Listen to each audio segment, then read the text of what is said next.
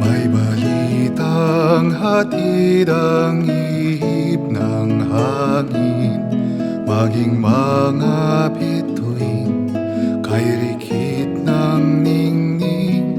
Tila nagsasabing tapos na ang dilim, ang liwanag ay paparating. Tara na't salubungin ang papuri, awitin ang Diyos na sumasa atin. Ang sambal sa sapsaban, dalay kapayapaan sa mundong kanyang minamahal.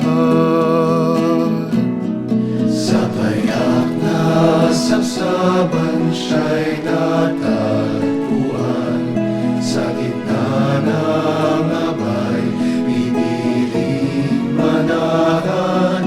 Hosana, Hosana sa kaitaasan, magalak tanang sa